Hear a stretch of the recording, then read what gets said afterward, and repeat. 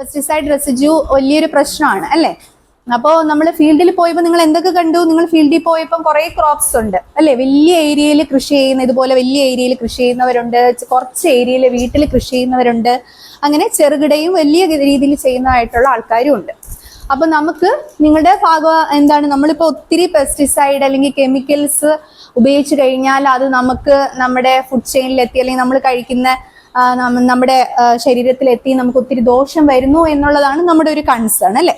നമുക്ക് ഒരു അരമണിക്കൂറിനുള്ളിൽ നമ്മുടെ ഇവിടെ എന്തൊക്കെ പ്രോഡക്ട്സ് ഓൾട്ടർനേറ്റീവ് ആയിട്ട് ജൈവ രീതിയിൽ നമുക്ക് എങ്ങനെ എന്തൊക്കെ ചെയ്യാൻ പറ്റും എന്നുള്ള കാര്യങ്ങൾ പറഞ്ഞു തരാം. ഓക്കെ, അപ്പൊ നമ്മളിപ്പോ ഓർഗാനിക് വേയിൽ നമ്മൾ എപ്പോഴും ജൈവ രീതി പറയുന്നുണ്ടല്ലോ അല്ലെ. നമുക്ക് ഒത്തിരി കെമിക്കൽസ് നമ്മൾ ശരിക്കും പറഞ്ഞു കഴിഞ്ഞാൽ പറയുന്ന ആ ക്വാണ്ടിറ്റി മാത്രം എടുത്ത്, ഇപ്പൊ നമ്മൾ പറയുന്നു ഒരു കെമിക്കൽ പറയുന്നു മാലത്തിയോൺ 2 ml per liter എന്ന് പറയുമ്പോൾ ആ കറക്റ്റ് ആ ക്വാണ്ടിറ്റി എടുത്ത് യൂസ് ചെയ്ത് കഴിഞ്ഞ് അതിനൊരു വെയിറ്റിംഗ് പീരീഡ് ഉണ്ട്.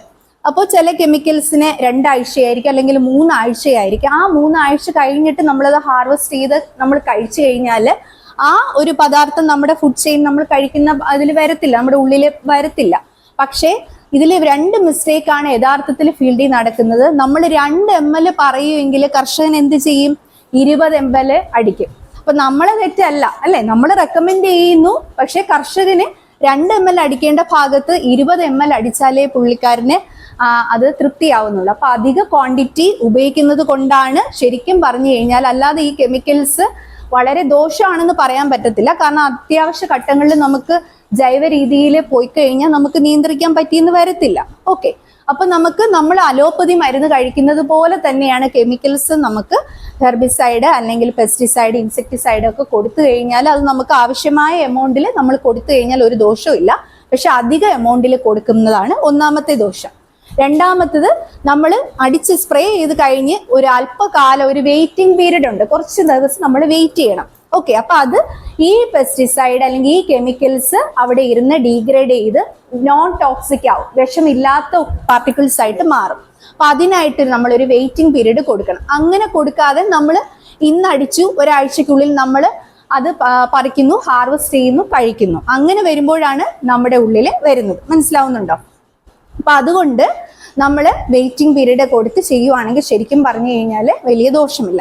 ഓക്കെ, ഇനി അതെല്ലാം പോട്ടെ. ഇനി വേറൊരു സൈഡ്, നമുക്ക് ഇനി ജൈവ രീതിയിൽ കൃഷി ചെയ്താൽ ശരിക്കും പറഞ്ഞു കഴിഞ്ഞാൽ നമുക്ക് ഒരു ഓൾട്ടർനേറ്റീവ് ആണ്. നമുക്ക് ഏതൊക്കെ നമുക്ക് ഈ പെസ്റ്റിസൈഡ് നമുക്ക് കുറയ്ക്കാം. നമുക്ക് അതിന് പകരം നമുക്കൊരു ഓൾട്ടർനേറ്റീവ് വേണ്ടേ? നമുക്ക് ഈ വരുന്ന കീടങ്ങളെ പ്രതിരോധിക്കണം അല്ലെ, ഈ വരുന്ന കീടങ്ങളെ നശിപ്പിക്കണം. അപ്പൊ അതിന് നമുക്ക് എന്തൊക്കെ ചെയ്യാൻ പറ്റും?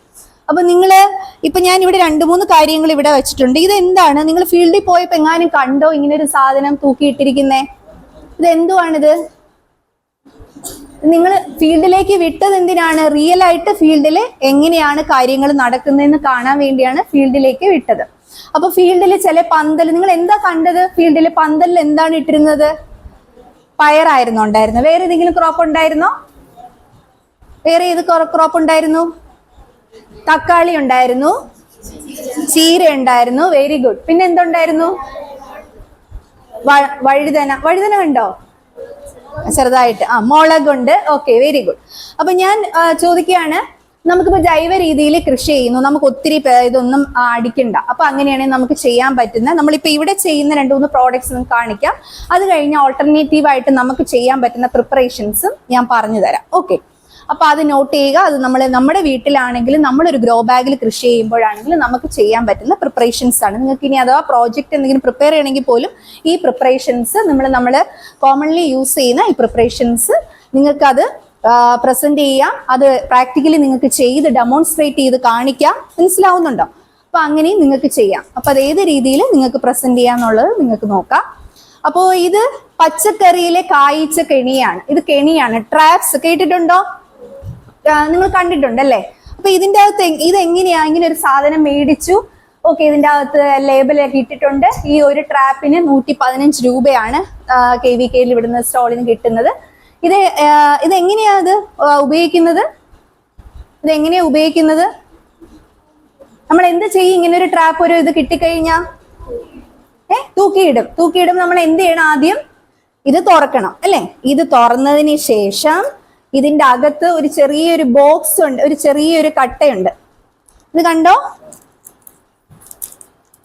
ഈ ഒരു കട്ട ഇത് വെറും ഒരു കാർഡ്ബോർഡ് ആണോ? ഇത് വെറും ഒരു കാർഡ്ബോർഡ് ആണോ? അല്ല, ഇതെന്തോ ഇതിന്റെ അകത്ത് ഒരു പ്ലാസ്റ്റിക് കവറിന്റെ അകത്ത് സീൽ ചെയ്ത് വെച്ചിട്ടുണ്ട്. ഇത് എന്താണ്? ഇതിന്റെ അകത്ത് എന്തെങ്കിലും ഒരു സാധനം എന്തെങ്കിലും കാണണമല്ലോ, ഇല്ലെങ്കിൽ അത് വെറുതെ ഇങ്ങനെ അങ്ങ് സീൽ ചെയ്ത് വെക്കത്തില്ലല്ലോ. അപ്പൊ ഈ ചെറിയൊരു കാർഡ്ബോർഡ് ഒരു പീസിന്റെ അകത്ത് ഇതിനെ ചുമ്മാ ഒരു സീൽ ചെയ്ത് വെക്കാൻ കാര്യമില്ല. ഇതിന്റെ അകത്ത് ഒരു കെമിക്കൽ ഉണ്ട്. ആ കെമിക്കലിൽ ഡിപ്പ് ചെയ്തിട്ടാണ് ഈ കവറിന്റെ അകത്ത് ഇങ്ങനെ സീൽ ചെയ്ത് വെച്ചിരിക്കുന്നത്.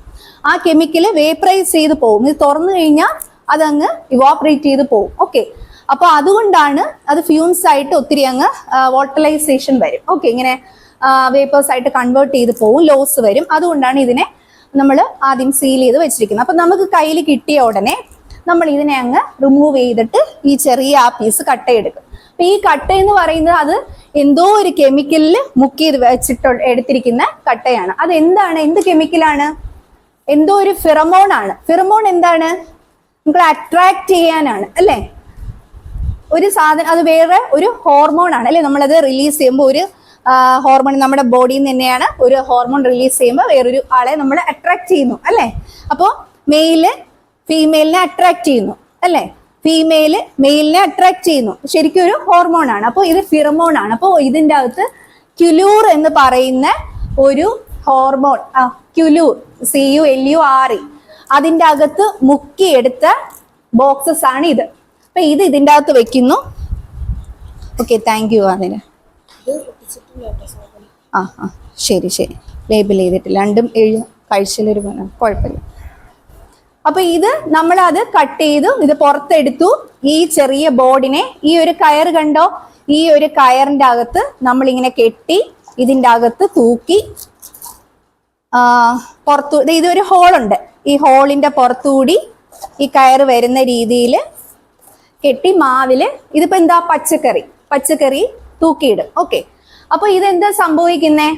ഇതിന്ന് മാറ്റി. അപ്പൊ ഇതിൽ എന്തുണ്ട്? ക്യുലൂർ എന്ന് പറഞ്ഞ ഫിറമോൺ ഉണ്ട്, ആ കെമിക്കൽ ഉണ്ട്. ആ കെമിക്കല് ഇങ്ങനെ വേപ്പേഴ്സ് ഇങ്ങനെ അതിൽ നിന്ന് സ്മെല്ല് വരും. ഓക്കെ, അപ്പൊ ഇത് കണ്ട് ആര് അട്രാക്റ്റ് ആവും? മെയിൽ ഫ്ലൈസ്, അതായത് ആൺകീടങ്ങൾ അല്ലെ, അത് ഇതിലേക്ക് അട്രാക്റ്റഡ് ആയിട്ട് വീഴും. പച്ചക്കറിയിൽ നമുക്ക് ഒത്തിരി ഫ്ലൈസ്, നമുക്ക് കുറച്ച് ഇൻസെക്ട്സിന്റെ പേര് പറഞ്ഞേ പച്ചക്കറിയിൽ നിങ്ങൾ കാണാൻ പറ്റിയേ.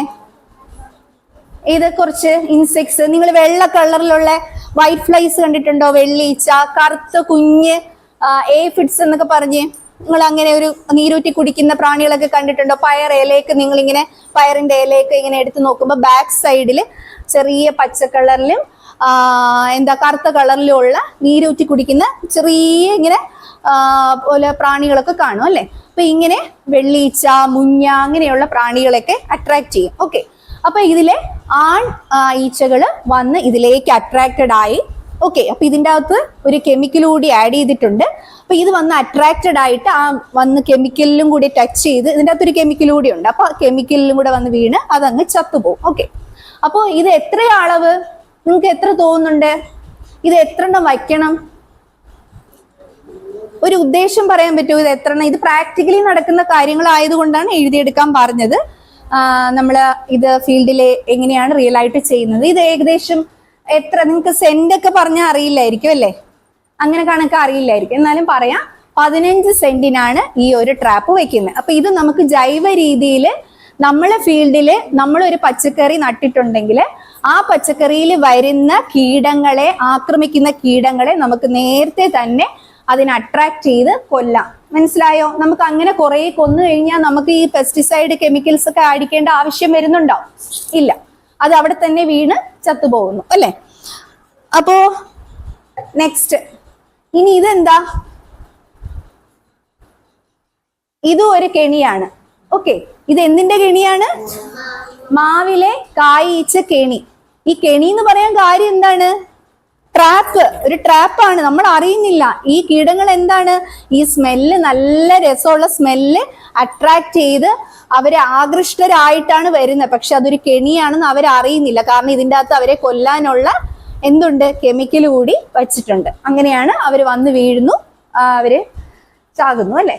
അപ്പൊ ഇത് മാവിലെ കായ്ച്ച കെണിയാണ്. മാവില് നിങ്ങൾ കണ്ടിട്ടുണ്ടോ? മാവിലൊക്കെ ഒത്തിരി ഇങ്ങനെ ഫ്ലൈസ് വന്ന് നമ്മളെ എന്താ നമ്മൾ മാങ്ങയൊക്കെ പറിക്കുമ്പോഴാണെങ്കിലും അതിൽ ഒത്തിരി പുഴുക്കൾ ഉണ്ടാവും അല്ലെ. എല്ലാം ചെറുതായിരിക്കുമ്പോൾ തന്നെ കുറേ കുഞ്ഞു മാങ്ങയായിട്ട് വന്ന് വീഴുന്നു. ഓക്കെ, നമ്മള് അതിനെയൊക്കെ എങ്ങനെ നമുക്ക് കൺട്രോൾ ചെയ്യാൻ പറ്റും? നമ്മൾക്ക് ഇങ്ങനെ ഒത്തിരി കെമിക്കൽസ് ഒക്കെ അടിച്ചു കഴിഞ്ഞാൽ നമുക്ക് ദോഷമല്ലേ? നമ്മൾ ചിന്തിക്കും ഭയങ്കര ദോഷമാണ്, നമ്മൾ ആരും മാവിൽ പോയി കെമിക്കൽ ഒന്നും അടിക്കാൻ നിൽക്കാറില്ല. അപ്പൊ ആ മാവിൽ വരുന്ന ഈ കീടങ്ങളെ ആക്രമിക്കാനാണ് മാവിലെ ഈ കെണി. അപ്പൊ എത്ര വേണം ഇങ്ങനത്തെ ഒരു കുപ്പി മേടിച്ചാൽ എത്ര മാവിന് ഉപയോഗിക്കും? എന്തെങ്കിലും പറയാൻ പറ്റുമോ? ഒരു മാവിന് ഒരെണ്ണം വേണോ? ഒരു മാവിന് 4 എണ്ണം വേണോ? 5 എണ്ണം വേണോ? എങ്ങനെയായിരിക്കും ഒരു ഉദ്ദേശം പറഞ്ഞേ? ഈ ഒരു കെണി മേടിച്ച ഒരു മാവിന് ഒരു കെണി എന്നുള്ള രീതിയിൽ വയ്ക്കാം. ഓക്കെ, അപ്പൊ ഇതിന്റെ അകത്ത് ഉള്ള കെമിക്കല് മീഥൈൽ യൂജിനോൾ ആണ്. അപ്പൊ ഇതിന്റെ അകത്ത് ഉപയോഗിക്കുന്ന കെമിക്കല് മീഥൈൽ യൂജിനോൾ ആണ്. ഓക്കെ, അപ്പം മീഥൈൽ യൂജിനോൾ, ഓക്കെ, ഫെറമോൺ. ഇനി ഇതെന്താ? ശ്രേയ എന്ന് പറഞ്ഞൊരു പ്രോഡക്റ്റ് ആണ്. ശ്രേയ ഇത് ശരിക്കും നിങ്ങൾ മരിച്ചിനി ഇല്ലേ, മരിച്ചിനി, കപ്പ, കൊള്ളി അല്ലേ? അപ്പൊ അതിന്റെ ഇല എടുത്ത് ആ ഇലയുടെ സത്തിൽ നിന്നുണ്ടാക്കുന്ന, അത് സത്തിൽ കുറച്ച് വിഷാംശം ഉണ്ട്, അപ്പൊ അത് എടുത്ത് ഉപയോഗിച്ചുണ്ടാക്കുന്ന ഒരു എക്സ്ട്രാക്റ്റ് ആണ് മരിച്ചിനി ഇല ഉപയോഗിച്ച് നമുക്ക് നീരൂറ്റി കുടിക്കുന്ന പ്രാണികൾക്കെതിരെ ഉണ്ടാക്കുന്നതാണ്. അപ്പൊ ആ മരിച്ചിനി ഇലയിൽ നിന്ന് എടുക്കുന്ന സത്തും വേപ്പെണ്ണയും കൂടെ ചേർത്ത് മിക്സ് ചെയ്തുണ്ടാക്കുന്ന ഇതാണ്. ഇത് നമുക്ക് ജൈവ രീതിയിൽ നമുക്ക് നീരൂറ്റി കുടിക്കുന്ന പ്രാണികൾക്കെതിരെ ഉപയോഗിക്കാൻ പറ്റുന്ന ഒരു പ്രോഡക്റ്റ് ആണ്. ഓക്കെ, ഇത് ഇപ്പൊ അവർ ഉണ്ടാക്കിക്കൊണ്ടിരിക്കുന്നേ ഉള്ളൂ. ഇപ്പൊ നമ്മുടെ ഉള്ള സ്റ്റോക്ക് കഴിഞ്ഞു അടുത്തുണ്ടാക്കുന്നു. അപ്പൊ ഇതും കാഴ്ചയിൽ സെയിം ആണ്, പക്ഷെ ഇതിൽ ഒരു ചെറിയ ഒരു ഇൻഗ്രീഡിയൻസിന്റെ കോൺസെൻട്രേഷനിലെ വ്യത്യാസമേ ഉള്ളൂ. ഇതിന് നന്മ എന്ന് പറയും. ഇത് വേറൊരു പ്രോഡക്റ്റ് ആണ് നന്മ. ഇതും നീരൂറ്റി കുടിക്കുന്ന പ്രാണികൾക്കും പുഴുക്കൾക്കും എതിരെ ഉപയോഗിക്കുന്ന പ്രോഡക്റ്റ് ആണ്. അപ്പൊ 2 ജൈവ രീതിയിൽ ഉപയോഗിക്കുന്ന പ്രോഡക്റ്റ് ആണ് നന്മയും ശ്രേയയും. ഓക്കെ, അപ്പൊ ഇതാണ് ഇപ്പൊ സെയിലില് നമ്മളിവിടെ കൊടുക്കുന്നത്. ഓക്കെ, ഇതൊക്കെ നമുക്ക് ഓൾട്ടർനേറ്റീവ് ആയിട്ട് ഉപയോഗിക്കാൻ പറ്റുന്നത്. ഓക്കെ, ഒരെണ്ണം നമ്മള് കീടത്തിനെ അട്രാക്ട് ചെയ്ത് കൊല്ലുമ്പോൾ എന്ത് സംഭവിക്കുന്നു? പോപ്പുലേഷൻ ബിൽഡപ്പ് കുറയുവാണ് അല്ലെ? മെയില് ചാകുന്നു, പിന്നെ ഫീമെയിൽ മാത്രമാകുന്നു. അപ്പൊ നമ്മള് പോപ്പുലേഷൻ കുറയുന്നു, അങ്ങനെ ഒന്ന് ചെയ്യുന്നു. പിന്നെ ഒരെണ്ണം ഡയറക്ട്ലി ഫോളിയർ സ്പ്രേ ചെയ്യുവാണ്. ഇനി നമുക്ക് ചെയ്യാൻ പറ്റുന്ന ജൈവ രീതിയിൽ ഉണ്ടാക്കാൻ പറ്റുന്ന കുറച്ച് പ്രോഡക്ട്സ് പറഞ്ഞുതരാം. നിങ്ങൾ ആരെങ്കിലും വീട്ടിൽ പഴക്കിണി വെച്ചിട്ടുണ്ടോ? പഴക്കിണി വെച്ച് നോക്കിയിട്ടുണ്ടോ? പഴക്കിണി നോക്കിയിട്ടില്ല? എങ്ങനെയാ പഴക്കിണി വെക്കാൻ അറിയാവോ? എങ്ങനെ ചെയ്യാം? നമുക്ക് വളരെ എളുപ്പത്തിൽ നമുക്ക് ചെയ്യാൻ പറ്റുന്ന പഴക്കിണി. പഴം ജസ്റ്റ് പാളയംകുടനോ എന്തെങ്കിലും ഒരു പഴം എടുക്കുക, അതിനെ ജസ്റ്റ് ഒരു ചിരട്ട എടുക്കുക, ചിരട്ടയിൽ ആ പഴം നന്നായിട്ട് മിക്സ് ചെയ്യുക, കുറച്ച് അതിൻ്റെ കൂടെ ഒരു കെമിക്കല്, അതിൻ്റെ കൂടെ ശർക്കരയും കൂടെ ഇടുക. അപ്പൊ ഈ ശർക്കരയും പഴം കൂടി ആകുമ്പോൾ നല്ലൊരു സ്മെല്ല് വരും. അത് നമുക്ക് സ്മെല്ലില്ലെന്ന് തോന്നുന്നുണ്ടെങ്കിലും മറ്റ് കീടങ്ങൾക്ക് അതൊരു ഭയങ്കര ഒരു സ്മെല്ലാണ്. അപ്പം അത് വന്ന് അട്രാക്റ്റഡ് ആവും. പക്ഷെ അതിൽ ചാകാനായിട്ട് ഒരു കെമിക്കൽ കൂടി വെക്കണം. ഒന്നുകിൽ മാലത്തയോണോ അങ്ങനെ ഫിറുഡാനോ എന്തെങ്കിലും ജസ്റ്റ് ഇട്ട് കൊടുക്കുക. അപ്പൊ നമ്മൾ അത് എവിടെയെങ്കിലും തൂക്കി ഇടുമ്പോഴത്തേക്കും ഇതിലേക്ക് വന്ന് അട്രാക്റ്റഡ് ആയിട്ട് പ്രാണികൾ വന്ന് വീഴും. വളരെ എളുപ്പത്തിൽ ഉണ്ടാക്കാൻ പറ്റുന്ന കീടമാണ്. മനസ്സിലായോ? ജൈവ രീതിയിലൊക്കെ നമ്മൾ ചെയ്യുമ്പോൾ വീട്ടിൽ കുറച്ച് കൃഷിയേ ഉള്ളൂ എന്നിരുന്നാല് അല്ല വലിയ രീതിയിൽ ചെയ്യുന്നെങ്കിലും ചെയ്യാം. പക്ഷെ നമ്മൾ അത്രയും കെണികൾ കൂടുതൽ ഉണ്ടാക്കിയിട്ടാൽ മതിയാവും. എന്നിട്ട് 2 മാസം കൂടുമ്പോഴൊക്കെ അത് മാറ്റുക. ഓക്കെ, അപ്പൊ ഇതും നമ്മൾ ഈ കെണി നമുക്ക് ലൈഫ് ലൈൻ 1 വർഷത്തോളം ഒന്നും വയ്ക്കാൻ പറ്റത്തില്ല. ഒരു 2 മാസമൊക്കെ കഴിയുമ്പോൾ തന്നെ ഇത് നിറയും, ഇതിന്റെ എഫക്റ്റ് പോകും. അടുത്ത് ഇത് മാറ്റി വെക്കുക. ഓക്കെ, അപ്പൊ ഞാൻ ഇനി കുറച്ചൊരു പ്രിപ്പറേഷൻസ് പറഞ്ഞുതരാം. നിങ്ങൾ അത് എഴുതിയെടുത്താൽ നിങ്ങൾക്ക് അത് എങ്ങനെ ഉണ്ടാക്കാൻ പറ്റും എന്നുള്ളതാണ് ഞാൻ പറയുന്നത്. നിങ്ങൾക്ക് തന്നെ ചെയ്യാൻ പറ്റുന്നതാണ്. അത് നിങ്ങൾക്ക് തന്നെ ഗ്രൂപ്പ് തിരിച്ച് പ്രാക്ടിക്കൽ പോലെ ഡെമോൺസ്ട്രേഷൻ ആയിട്ട് ഉണ്ടാക്കി നോക്കാം. അത് നിങ്ങൾക്ക് സ്കൂളുകളിൽ എന്തെങ്കിലും ക്രോപ്പ് ഗ്രോ ബാഗിലോ എന്തെങ്കിലും ക്രോപ്സ് ഉണ്ടെങ്കിൽ നിങ്ങൾക്ക് അതിൽ ട്രൈ ചെയ്ത് നോക്കാം. മനസ്സിലായോ? കുറച്ച് ഗ്രോ ബാഗിൽ നിങ്ങൾക്ക് ട്രൈ ചെയ്തിട്ടും ട്രൈ ചെയ്യാതെയും നിങ്ങൾക്ക് തമ്മിലുള്ള വ്യത്യാസം നോക്കാം. അങ്ങനെ അതിന്റെ എഫക്റ്റ് ഒക്കെ ചെയ്ത് നോക്കാവുന്നതാണ്. അപ്പോൾ നമ്മൾ എപ്പോഴും എളുപ്പത്തിൽ ചെയ്യാൻ പറ്റുന്നതാണ് പറയുന്ന വേപ്പെണ്ണ ഇമൽഷൻ, വേപ്പെണ്ണ അധിഷ്ഠിത പ്രോഡക്റ്റ്. ഓക്കെ, ഉണ്ടാക്കാൻ അറിയാമോ? വേപ്പെണ്ണ ഇമൽഷൻ നമ്മൾ എപ്പോഴും പറയും വേപ്പെണ്ണ ഉപയോഗിച്ച് ജൈവ രീതിയിൽ കൃഷി ചെയ്യുന്നവർക്ക് വേപ്പെണ്ണ അശ്രിത പ്രോഡക്റ്റ്, വേപ്പെണ്ണ ബേസ് ചെയ്തിട്ടുള്ള പ്രോഡക്റ്റ് ഉപയോഗിക്കാം. ഡയറക്ട്ലി നമുക്ക് തന്നെ മാർക്കറ്റിൽ പോയിട്ട് വേപ്പെണ്ണയുടെ പല നീമസാൾ, നിംബിസിഡിൻ എന്ന പേരിലൊക്കെ തന്നെ ഡയറക്ട്ലി ഓർഗാനിക് പ്രോഡക്ട്സ് കിട്ടും. പക്ഷെ നമുക്ക് വീട്ടിൽ ചെലവ് കുറഞ്ഞ രീതിയിൽ ചെയ്യാൻ പറ്റുന്നത്. അപ്പൊ അതിന് വേണ്ടത് നീം ഓയിൽ 20 ml കേട്ടോ, സോപ്പ് 5 ഗ്രാം, ഇത്രയാണ് വേണ്ടത്. സോപ്പ് നമുക്ക് 5 ഗ്രാം, ഏതാ ബാർ സോപ്പ്, നമ്മൾ തുണിയൊക്കെ നനയ്ക്കാൻ ഉപയോഗിക്കുന്ന ബാർ സോപ്പ്. ഇനി 5 ഗ്രാം എടുക്കുക. 5 ഗ്രാം ഇല്ലാന്നുണ്ടെങ്കിൽ നമുക്ക് ഷാംപൂവിന്റെ സാഷയില്ലേ, ചെറിയ പാക്കറ്റ് ഷാംപൂവിന്റെ, അത് എടുക്കുക. ഓക്കെ, എന്നിട്ട് നമ്മൾ എന്ത് ചെയ്യണം, ഇതിനെ ലയിപ്പിക്കണം. അപ്പൊ 5 ഗ്രാം സോപ്പ് എടുത്തു, നമ്മൾ 50 ml, ഒരു അല്പം വെള്ളം ലയിക്കാൻ കണക്കാക്കിയിട്ടുള്ള ഒരു 50 ml വെള്ളത്തിൽ, ചെറിയ ചൂടുവെള്ളം, അതായത് 50 ml ചെറിയ ചൂടുവെള്ളത്തിൽ ഈ 5 ഗ്രാം സോപ്പ് ഇട്ട് ലയിപ്പിക്കുക. ലയിപ്പിച്ചതിന് ശേഷം ഇതിലേക്ക് ഈ 20 ml നമ്മളെ നീം ഓയിൽ ആഡ് ചെയ്യുക. മനസ്സിലായോ? എന്നിട്ട് 1 ലിറ്റർ വെള്ളം 1 ലിറ്റർ ഒഴിച്ചിട്ട് 1 ലിറ്റർ വരുന്ന രീതിയിൽ ആ സൊല്യൂഷൻ ഉണ്ടാക്കുക. ഇത്രേ ഉള്ളൂ ശരിക്കും പറഞ്ഞാൽ നമുക്ക് ഉപയോഗിക്കാൻ പറ്റുന്നത്.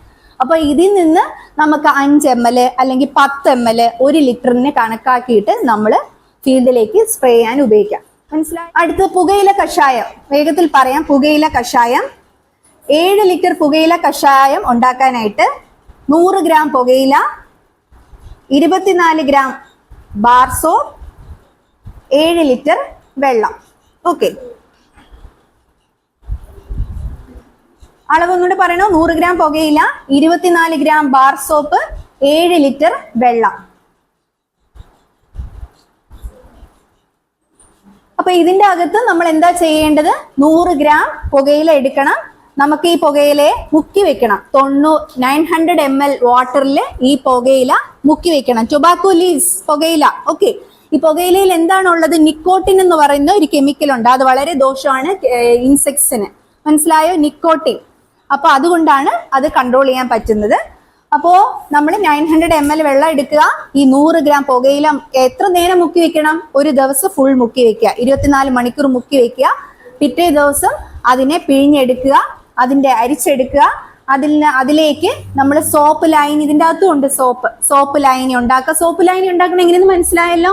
സോപ്പ് എടുക്കുക, കുറച്ച് ചൂടുവെള്ളം ഉണ്ടെങ്കിൽ അത് ലയിക്കുള്ളൂ. ഓക്കെ, അപ്പോ 24 ഗ്രാം സോപ്പ് എടുക്കുക, 100 ml വെള്ളം ചൂടുവെള്ളത്തിൽ ലയിപ്പിക്കുക. ഇത് രണ്ടും കൂടെ മിക്സ് ചെയ്യുക. മനസ്സിലായോ? എന്നിട്ട് അതിലേക്ക് 6 ലിറ്റർ വെള്ളം ചേർക്കുക. 6 ലിറ്റർ വെള്ളം ചേർക്കുക. അപ്പൊ പ്രിപ്പറേഷൻ തയ്യാറായി. മനസ്സിലായല്ലോ? അപ്പൊ സോപ്പ് ലൈനി ഉണ്ടാക്കി കഴിഞ്ഞു. നേരത്തെ പുകയില തലേന്ന് നമ്മൾ കുതിർത്ത് വെച്ചു, അതിനെ അരിച്ചെടുത്തു, രണ്ടും കൂടെ മിക്സ് ചെയ്തു. ഇനി നമുക്ക് സ്പ്രേ ചെയ്യാനായിട്ട് ഉപയോഗിക്കാം. സ്പ്രേ ചെയ്ത് കഴിയുമ്പോഴത്തേക്ക് നമ്മൾ ക്രോപ്പിന് ഒരു 3-4 ദിവസം വെയിറ്റിംഗ് പീരീഡ് കൊടുത്തതിന് ശേഷം ഹാർവെസ്റ്റ് ചെയ്യുക. കാരണം ഇല്ലെങ്കിൽ ഒരു കയ്പും ചെറുപ്പും ഒക്കെ ഉണ്ടാവും. അത് കഴിഞ്ഞിട്ട് നമുക്ക് ഉപയോഗിക്കാം. ഓക്കെ, ഇനി നിങ്ങൾക്ക് അടുത്തത് പറയാൻ പോകുന്നത് ഫിഷ് അമിനോ ആസിഡ്. നിങ്ങൾ ചെയ്തിട്ടുണ്ടോ ഫിഷ് അമിനോ ആസിഡ്? ഇതൊക്കെ നിങ്ങൾക്ക് വീട്ടിൽ ചെയ്യാൻ പറ്റുന്നതാണ്, സ്കൂളിലും ചെയ്തിട്ട് അപ്ലൈ ചെയ്യാൻ പറ്റുന്നതാണ്. അല്ലെങ്കിൽ മലയാളത്തിൽ മത്തി ശർക്കര മിശ്രിതം. മത്തി ശർക്കര മിശ്രിതം. ഇതിനെന്താ വേണ്ടത്? 1 കിലോ മത്തി.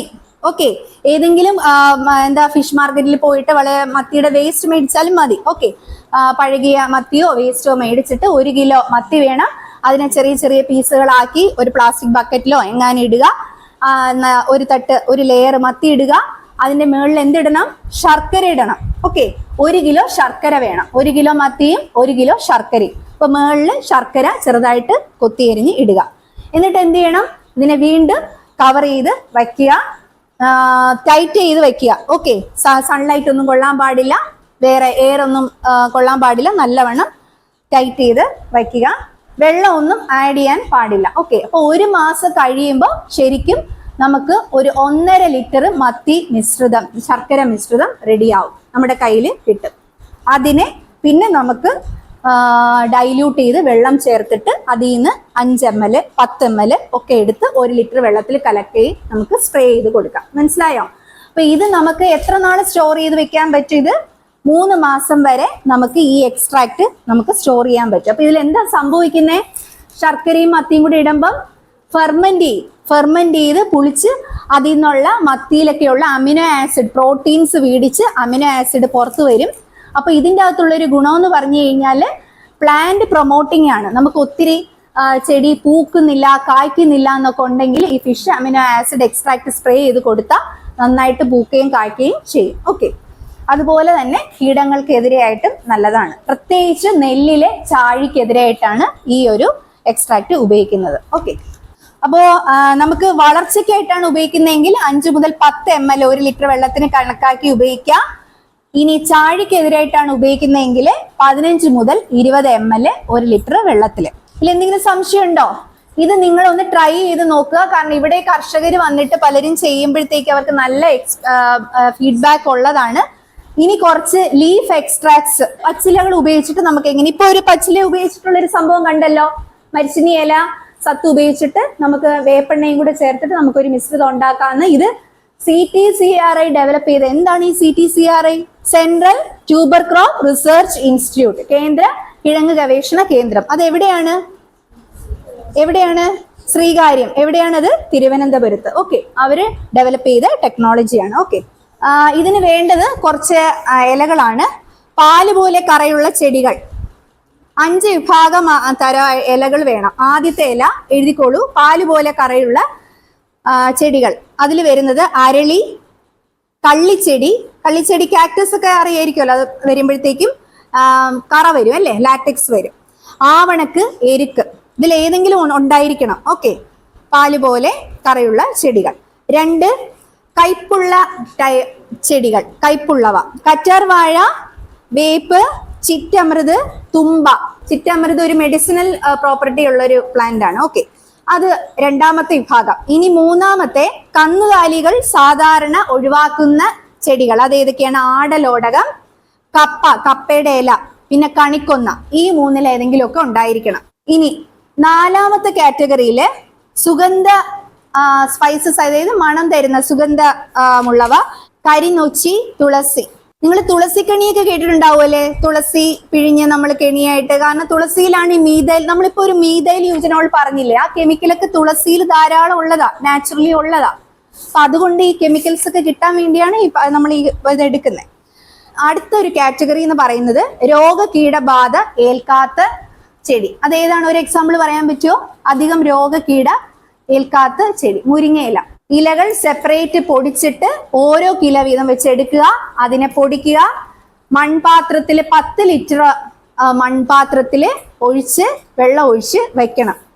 എന്നിട്ട് ഇതിൽ നമ്മൾ ഇനി എന്താ ചേർക്കേണ്ടതെന്ന് വെച്ചാൽ cow's urine, 1 litre cow's urine, ഗോമൂത്രം, 1 ലിറ്റർ ഗോമൂത്രം, 100 ഗ്രാം കായം, 100 ഗ്രാം കായം.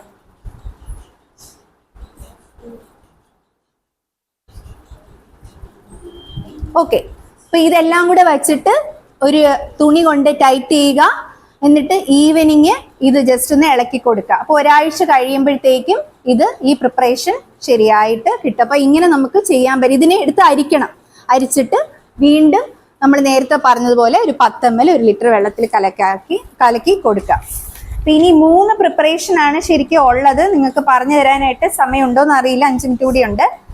സീറോ ബഡ്ജറ്റ് ഫാമിംഗ് പ്രാക്ടീസസ് എന്ന് കേട്ടിട്ടുണ്ടോ? സീറോ ബഡ്ജറ്റ് നാച്ചുറൽ ഫാമിംഗ്, നമ്മൾ അധികം കൃഷി ചെലവാക്കാതെ നമ്മൾ പ്രകൃതിയിലുള്ള സാധനങ്ങൾ ഉപയോഗിച്ച് നമ്മൾ കൃഷി ചെയ്യുന്നതാണ് സീറോ ബഡ്ജറ്റ് അല്ലെങ്കിൽ നാച്ചുറൽ ഫാമിംഗ് എന്നൊക്കെ പറയുന്നത്. ഓക്കെ, അതിലിപ്പം ഉപയോഗിക്കുന്ന 3 കൂട്ടാണ് പറയാൻ പോകുന്നത്. ആഗ്നേയാസ്ത്രം, ബ്രഹ്മാസ്ത്രം, നീമാസ്ത്രം. ഈ 3 സംഭവങ്ങൾ നമുക്ക് ഉണ്ടാക്കാൻ പറ്റുന്നതാണ്. അപ്പൊ അതും കൂടി പറഞ്ഞു തരാം. അപ്പൊ ഇതെല്ലാം നിങ്ങൾക്ക് ഉണ്ടാക്കാൻ പറ്റുന്നതാണ്, ഡെമോൺസ്ട്രേറ്റ് ചെയ്യാൻ പറ്റുന്നതാണ്, ഫീൽഡിൽ ചെയ്യാനായിട്ട്. അപ്പൊ ഇത് നിങ്ങൾക്ക് തന്നെ ഗ്രൂപ്പ് തിരിച്ച് വേണമെങ്കിൽ ഉണ്ടാക്കി ഡെമോൺസ്ട്രേഷൻ പോലെയൊക്കെ ചെയ്യാം. ആഗ്നേയാസ്ത്രം, ബ്രഹ്മാസ്ത്രം, നീമാസ്ത്രം.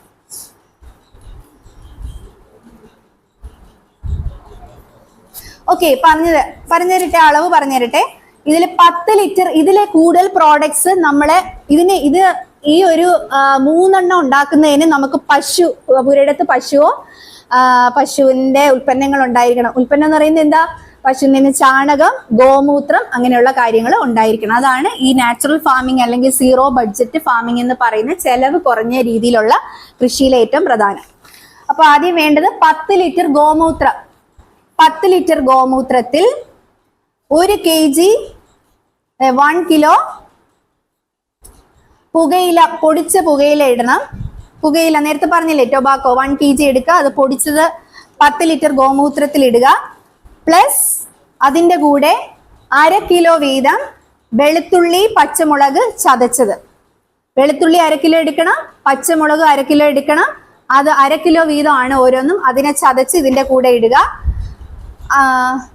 തീർന്നില്ല, ഇനി ഇതിൻ്റെ കൂടെ 5 കിലോ വേപ്പില, 5 കിലോ വേപ്പിൻ്റെ ഇലയില്ലേ, വേപ്പില സത്ത് വെള്ളത്തിൽ മുക്കി വെച്ചിട്ട് അത് ഞെരടിയ സത്ത് അതിലോട്ട് ഇടുക.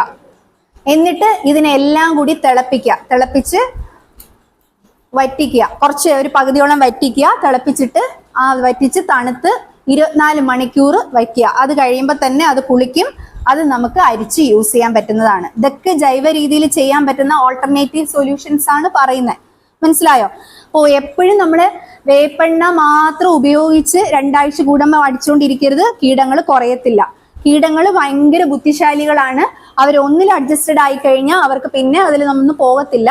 അപ്പൊ 2 ആഴ്ച കഴിഞ്ഞിട്ട് അടുത്ത പ്രിപ്പറേഷൻ ചെയ്യണം. വീണ്ടും 2 ആഴ്ച കഴിഞ്ഞ് അടുത്ത പ്രിപ്പറേഷൻ ചെയ്യണം. അപ്പൊ ഇതെല്ലാം പറയുന്നത് മാറ്റി മാറ്റി ചെയ്താലേ ഒരു ജൈവ രീതിയിൽ കൃഷി ചെയ്യുന്ന കർഷകന് സക്സസ്ഫുൾ ആയിട്ട് വരാൻ പറ്റുള്ളൂ. അപ്പൊ ഈ പറയട്ടെ അടുത്തതിലേക്ക്. ഓക്കെ, ബ്രഹ്മാസ്ത്രം. അപ്പൊ ഈ അഗ്നേയാസ്ത്രം എന്തിനൊക്കെയാണ്? കായ്തുരപ്പൻ, തണ്ടുതുരപ്പൻ, ഇലച്ചുരുട്ടിപ്പുഴു അങ്ങനെയുള്ളതിനൊക്കെ ഉപയോഗിക്കുന്നത് കേട്ടോ. കായ്തുരപ്പൻ, തണ്ടുതുരപ്പൻ, ഇലച്ചുരുട്ടിപ്പുഴു, ഇതൊക്കെ എന്താണെന്ന് അറിയാവോ? നമുക്ക് അധികം സമയമില്ലാത്തത് കൊണ്ടാണ്, നമുക്ക് സാറിൻ്റെ അടുത്ത് പോകേണ്ടതായിട്ടുണ്ട്. ബ്രഹ്മാസ്ത്രം 3 കിലോ വേപ്പില 10 ലിറ്റർ 3 കിലോ വേപ്പില 10 ലിറ്റർ കൗസ് യൂറിനിൽ ചതച്ചിടണം. 10 ലിറ്റർ കൗസ് യൂറിൻ എടുക്കുക. അപ്പൊ ഇതിനെല്ലാം നിങ്ങൾക്ക് മനസ്സിലായി. അനിമൽ വേണം അല്ലേ? ഏത് അനിമൽ വേണം? കൗ വേണം, കൗവിന്റെ ഗോമൂത്രം വേണം അല്ലേ? അങ്ങനെ അതില് 3 കിലോ വേപ്പില ഇടുക.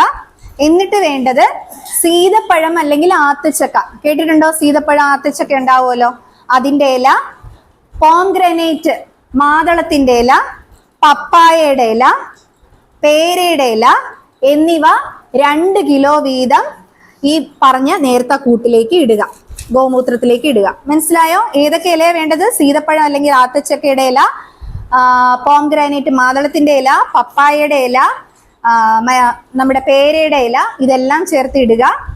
എന്നിട്ട് നമുക്ക് ഇനി ഉണ്ടെങ്കിൽ മാത്രം ഈ നാട്ടുപൂച്ചെടി കേട്ടിട്ടുണ്ടോ? ലെൻഡാന, അത് ഇടുക. പിന്നെ ഉമ്മം എന്ന് പറഞ്ഞിട്ടൊരു സംഭവം ഉണ്ട്, മെഡിസിനൽ പ്ലാന്റ് ആണ്, കണ്ടിട്ടുണ്ടോ എന്ന് അറിയില്ല. അതുണ്ടെങ്കിൽ ഇടുക. അപ്പൊ ഇതെല്ലാം കൂടെ ചേർത്തിടുക. എന്നിട്ട് ഇടവിട്ട് ഇതിനെ വീണ്ടും തിളപ്പിക്കുക. തിളപ്പിച്ചിട്ട് ആറി തണുക്കാൻ വെക്കുക. 24 മണിക്കൂർ കഴിയുമ്പോൾ വീണ്ടും ഇത് പുളിക്കും. അപ്പോൾ അതിനെ അരിച്ച് ഉപയോഗിക്കുക കേട്ടോ. ഇതാണ് ബ്രഹ്മാസ്ത്രം. നിങ്ങൾ ഒത്തിരി കോൺട്രവേഴ്സ്യൽ ആയിട്ട് നിങ്ങൾ കേൾക്കുന്നതാണ് ജൈവ രീതിയിൽ പ്രകൃതി കൃഷി, അതായത് വലിയ ചെലവൊന്നുമില്ലാതെ പ്രകൃതിയിൽ നിന്ന് കിട്ടുന്ന സാധനം ഉപയോഗിച്ചുണ്ടാക്കുക, കാര്യങ്ങൾ ചെയ്തു പോവുക എന്നൊക്കെ പറഞ്ഞിട്ട് ഒത്തിരി വാർത്തയിലൊക്കെ കേൾക്കുന്നതാണ്. അപ്പൊ അതിൽ ഉപയോഗിക്കുന്ന 3 പ്രോഡക്ട്സ് ആണ് ഞാൻ ഈ പറഞ്ഞുകൊണ്ടിരിക്കുന്നത്. അഗ്നേയാസ്ത്രം, ബ്രഹ്മാസ്ത്രം, ലാസ്റ്റ് പ്രോഡക്റ്റ് നീമാസ്ത്രം. ഇതും കൂടെ പറഞ്ഞിട്ട് വൈൻഡപ്പ് ചെയ്യാം. ഇത് സക്കിംഗ് പെസ്റ്റിനെതിരായിട്ടുള്ളതാണ്. നീരൂറ്റി കുടിക്കുന്നത്, മീലി ബഗ്സ് അങ്ങനെയുള്ള വൈറ്റ് ഫ്ലൈസ് ഒക്കെ ഉപയോഗിക്കുന്നതാണ്. അപ്പൊ ഇതില് 100 ലിറ്റർ വെള്ളം വേണം. 100 ലിറ്റർ വെള്ളത്തില് 5 കിലോ ചാണകം, 5 കിലോ ചാണകം ഇടണം. പിന്നെ 5 ലിറ്റർ കൗസ് യൂറിൻ ഗോമൂത്രം ചേർക്കണം. അതിൻ്റെ കൂടെ 5 കിലോ വേപ്പിന്റെ ഇല ചതച്ചിടുക. 100 ലിറ്റർ വെള്ളം, 5 കിലോ ചാണകം, 5 ലിറ്റർ കൗസ് യൂറിൻ, 5 കിലോ വേപ്പിന്റെ ഇല ചതച്ചിടുക. 24 മണിക്കൂർ കഴിയുമ്പോൾ അത് ഫെർമെന്റ് ആകും. അതിനെ നമ്മൾ ആഴ്ചയിൽ നമ്മൾ 2 നേരം അതിനെ ഇത് ഇളക്കി കൊടുക്കണം കേട്ടോ. എന്നിട്ട് അതിനെ അരിച്ച് നമുക്ക് ഉപയോഗിക്കാം. അപ്പൊ ഇതാണ് ഈ 3 പ്രിപ്പറേഷൻസ്. ഇപ്പോൾ